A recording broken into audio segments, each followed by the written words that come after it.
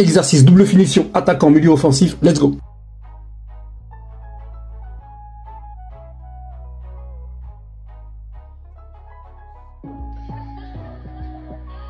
Première finition, travail de coordination, appui, décrocher, remiser en une touche et attaquer l'espace dans le dos du défenseur, avec obligation de finir en une touche.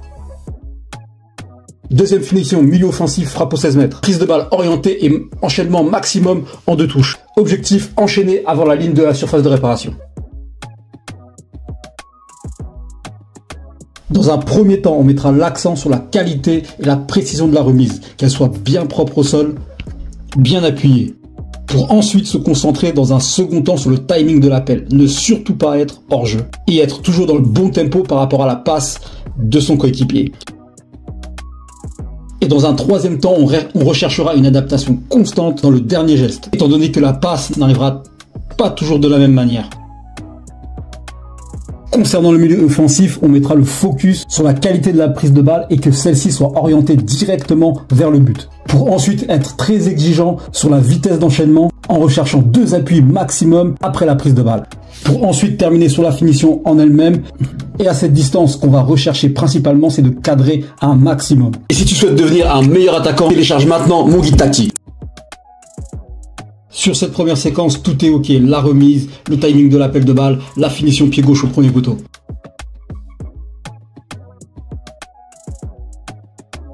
Sur cette deuxième séquence, le joueur au poste d'attaquant manque cruellement de vitesse. Cette frappe aurait dû être jouée pied droit. Et sur la prise de balle du joueur en tant que milieu offensif, on peut voir ici qu'elle est trop longue, qu'elle n'est pas assez écartée par rapport au défenseur et qu'en match, le défenseur l'aurait intercepté.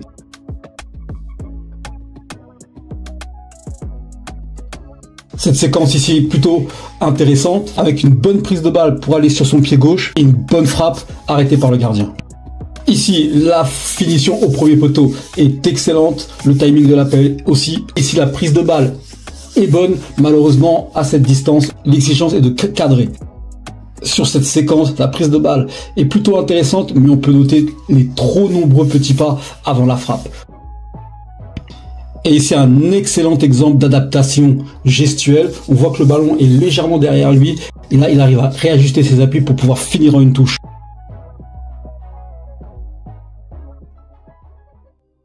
Et sur la deuxième séquence, la prise de balle est très bonne et la vitesse d'enchaînement aussi.